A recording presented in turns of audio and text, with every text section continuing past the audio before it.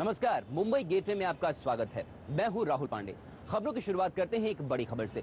देश के सबसे बड़े शहर मुंबई पर एक बार फिर मंडरा रहा है आतंकवादी खतरा।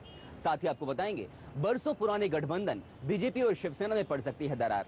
इसके अलावा मुंबई में बढ़ती प्याज की कीमतों ने सभी को रुलाया। लेकिन सबसे पहले एक नजर इस वक्त की हेडलाइंस पर। मुंबई में एक बार फिर मंडराया आतंकी खतरा। लश्कर के आतंकी शहर में हुए दाखिल। इंटेलिजेंस ब्यूरो ने जारी किया अलर्ट। बीजेपी और शिवसेना की बरसों पुरानी दोस्ती में पड़ सकती है दरार। राज्य के बीजेपी ऑफिस पहुंचने के बाद से शिवसेना बीजेपी से है नाराज। मुंबई में प्याज की बढ़ती कीमतों ने मुंबईकर्स को रुलाया। कृषि मंत्री शरद पवार ने कहा, अभी 3 हफ्ते और रोना पड़ेगा। और क्रिकेट की सबसे बड़ी शख्सियत सचिन तेंदुलकर का लोहा अंडरवर्ल्ड ने भी माना। शतकों की हाफ सेंचुरी लगाकर बी कंपनी को दिया 100 करोड़ का झटका।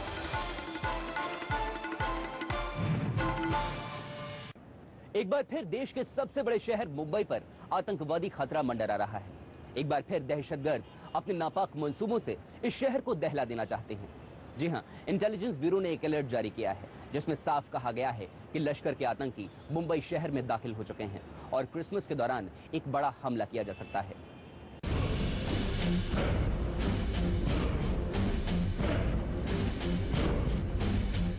मुंबई शहर पर हमेशा ही कोई ना कोई खतरा मंडराता रहता है। कभी शहर के लैंडमार्क को निशाना बनाया जाता है तो कभी सैकड़ों बेगुनाहों पर दनादन गोलियां बरसा दी जाती है। अब एक बार फिर मुंबई शहर पर खतरा मंडरा रहा है।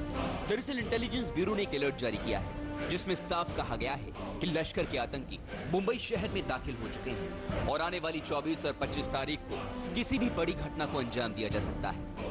यानी एक बार फिर त्योहार से ठीक पहले आईबी के इस अलर्ट से हड़कंप मच गया है। आपको बता दें कि 25 दिसंबर को क्रिसमस है। क्रिसमस से ठीक पहले आतंकी मुंबईकर्स में भी अपना खौफ और दहशत कायम करना चाहते हैं और आईबी के अलर्ट से बाद से ही मुंबई शहर भी हाई अलर्ट पर है। मुंबई में सभी चर्च के साथ ही यूएस और यूरोपियन एम्बेसीज की भी सुरक्षा बढ़ा दी गई है। साथ ही मुंबई पुलिस हेडक्वार्टर भी हाई अलर्ट पर है।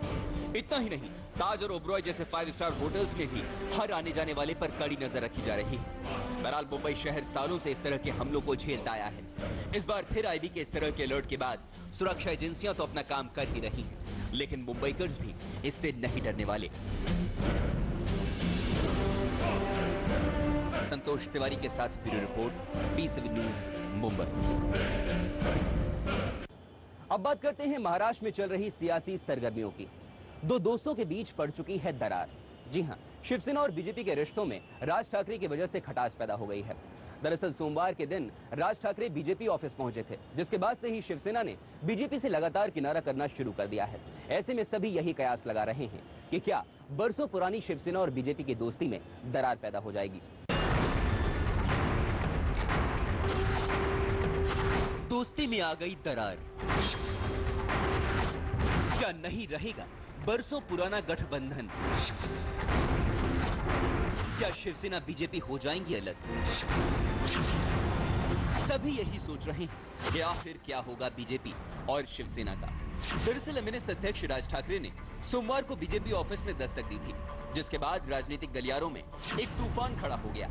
राज ठाकरे का इस तरह महाराष्ट्र बीजेपी के अध्यक्ष सुधीर मुनगंटीवार से मिलना शिवसेना को कांटे की तरह चुभ गया है। शिवसेना को ऐसा लग रहा है कि उसी के धनुष से बीजेपी ने शिवसेना पर तीर चलाया है, जिसके चलते शिवसेना ने बीजेपी को खरी खोटी सुना दी है। कहा जा रहा है कि शिवसेना इस बात को लेकर इतना नाराज हो गई है कि उसने बुधवार के दिन दिल्ली में होने वाले एनडीए की रैली में शामिल होने से इंकार कर दिया है। शिवसेना के इस रुख से साफ हो रहा है कि बरसों पुराने इस रिश्ते में खटास आ गई है और अब ये दूरियां कुछ ज्यादा ही बढ़ गई हैं, जिसे कम करना शायद आने वाले दिनों में काफी मुश्किल हो सकता है। इस मामले पर बीजेपी के राष्ट्रीय अध्यक्ष नितिन गडकरी ने क्या कहा, आप खुद सुनिए। शिवसेना ने एनडीए की रैली में भी आने से इंकार कर दिया। नहीं, मुझे लगता है बातचीत हो गई है उनसे और ये खुलासा जो महाराष्ट्र के अध्यक्ष ने किया है उसके बाद में मुझे नहीं लगता इसी को अड़चन आएगी। कोई राजनीतिक बातचीत हुई नहीं है क्योंकि राज ठाकरे अनेक दिनों से शिवसेना में थे। हम सबके उनके साथ संबंध है। वैसे आपको बता दें कि शिवसेना और बीजेपी का गठबंधन महाराष्ट्र में पिछले 1.5 दशक से है। ये दोनों पार्टियां हिंदुत्व के मुद्दे को लेकर एक साथ आई थी और 1995 में इनके गठबंधन ने महाराष्ट्र में सत्ता का स्वाद भी चखा था। लेकिन अब शिवसेना के दुश्मन नंबर 1 राज ठाकरे के बीजेपी कार्यालय जाने से शिवसेना और बीजेपी की गहरी दोस्ती में दरार पड़ गई है। वैसे शाम होते होते शिवसेना के उद्धव ठाकरे की तरफ से बयान जरूर आ गया कि बुधवार को होने वाली एनडीए की रैली में शिवसेना शामिल होगी। लेकिन गौर करने वाली बात तो ये है कि ठाकरे परिवार की ओर से इस रैली में कोई भी शामिल नहीं होगा। अब ये देखना होगा कि क्या ये दोस्ती टूट जाती है या फिर साथ रहकर भी साथ नहीं होने पर मजबूर रहती हैं ये दोनों सियासी पार्टियां। राहुल पांडे के साथ शिव शिंदे, P7 न्यूज, मुंबई। जी हां, मुंबई इन दिनों एक बड़ा राजनीतिक अखाड़ा बन गया है। कभी यहां ठाकरे भाई आमने सामने होते हैं तो अब चाचा भतीजे की लड़ाई शुरू हो गई है। आप सोच रहे होंगे कि शायद चाचा बाल ठाकरे और भतीजे राज ठाकरे के बीच की लड़ाई है, लेकिन नहीं, अब तो चाचा राज ठाकरे और भतीजे आदित्य ठाकरे के बीच की लड़ाई है और दोनों के बीच मुंबई यूनिवर्सिटी में सीनेट के इलेक्शन को लेकर ऐलान जंग हो चुका है।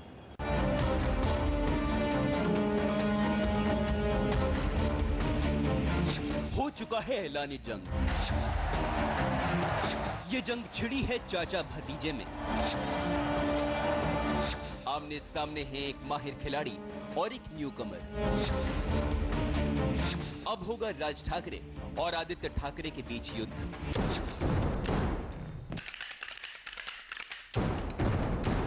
जी हां, महाराष्ट्र में अब चाचा भतीजे के बीच नए युद्ध का बिगुल बज चुका है। इस बार युद्ध तो वही पुराना होगा, लेकिन इसका एक योद्धा बदल चुका है। ये लड़ाई अब बाल ठाकरे और राज ठाकरे के बीच नहीं, बल्कि होगी तो राज ठाकरे और आदित्य ठाकरे के बीच। दरअसल मुंबई यूनिवर्सिटी में सीनेट की 10 सीटों के लिए चुनाव होने जा रहे हैं और इन चुनावों को एमएनएस अध्यक्ष राज ठाकरे ने नाक की लड़ाई बना ली है। गौरतलब है कि राज ठाकरे ने अपने कार्यकर्ताओं को चेतावनी दी है कि अगर इन सीनेट के चुनावों में उन्होंने सुस्ती दिखाई तो बीएमसी चुनावों में उन्हें नुकसान उठाना पड़ सकता है। राज ठाकरे इन चुनावों में किसी भी हाल में जीत चाहते हैं, लेकिन उनके सामने सबसे बड़ा रोड़ा बनकर खड़े हैं उनके भतीजे आदित्य ठाकरे। इन चुनावों में आदित्य ठाकरे की युवा सेना कूद पड़ी है।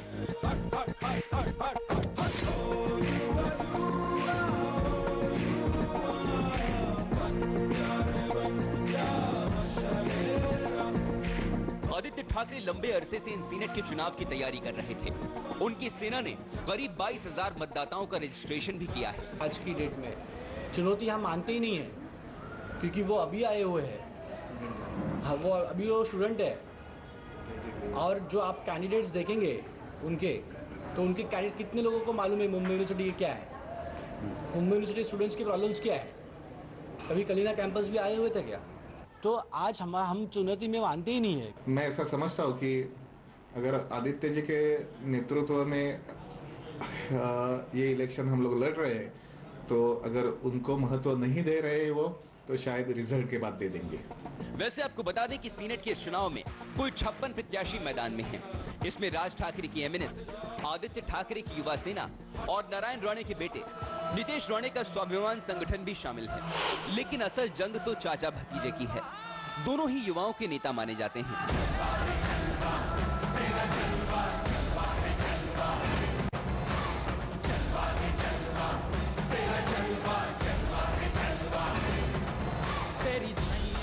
वैसे राज ठाकरे ने तो महाराष्ट्र में अपना जलवा दिखा दिया है, लेकिन उस वक्त उनके सामने भाई उद्धव ठाकरे थे। अब भतीजे आदित्य ठाकरे हैं, जो युवाओं में काफी पसंद किए जाते हैं। देखना दिलचस्प होगा कि इन चुनावों में बाजी कौन मारता है। वैसे महाराष्ट्र की राजनीति का इतिहास बताता है कि कई बार भतीजा चाचा पर भारी पड़ा है। इसका जीता जागता उदाहरण खुद एमएनएस अध्यक्ष राज ठाकरे ही हैं। ऐसे में ये युद्ध और भी रोचक हो गया है।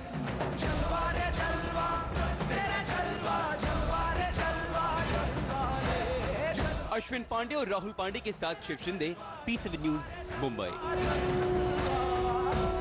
फिलहाल वक्त तो चला एक छोटे से ब्रेक का। ब्रेक के बाद आपको बताएंगे कि मुंबई में बढ़ते प्याज के दामों ने सभी को रुलाया और सचिन तेंदुलकर ने दिया अंडरवर्ल्ड को 100 करोड़ का झटका।